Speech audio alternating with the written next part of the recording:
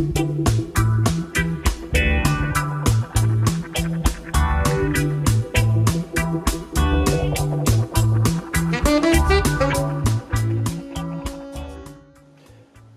приключенци!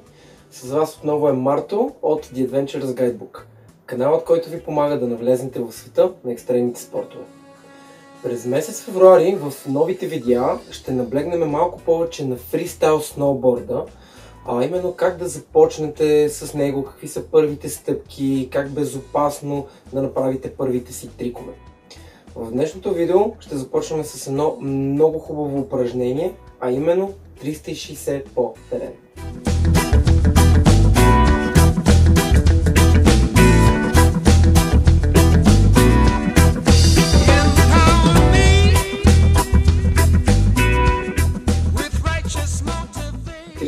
По терен е много добро упражнение за тренировка на баланс и каране на свич.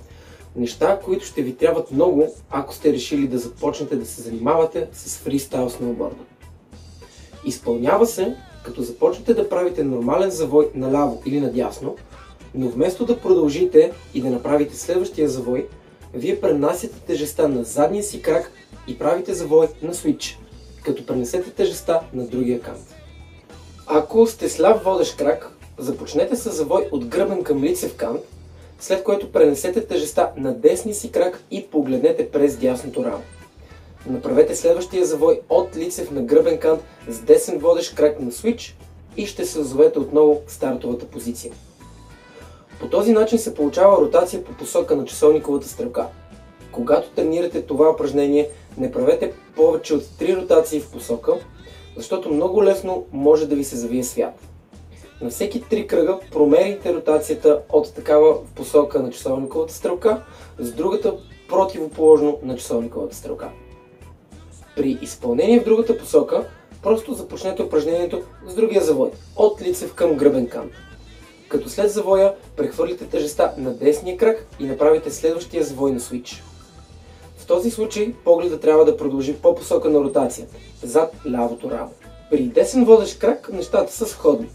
Започнете отново с завой от гръбен към лицев кант и след като се озовете с гърди срещу пистата, прехвърлете тежестта на левия си крак и завъртете погледа зад лявото рамо.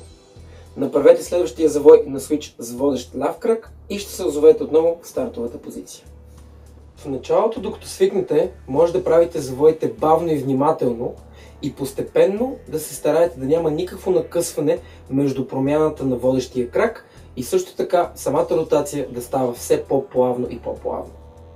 Често срещаните грешки са пренасянето на тежестта на задния крак, когато се насочите надолу по склона на свич, или пък натискането на грешния кант по време на ротацията и съответно закачане на канта и падане. Старайте се тежестта ви винаги да бъде на горния кант спрямо склона. Така няма да се налага всеки път да се чудите къде трябва да натиснете.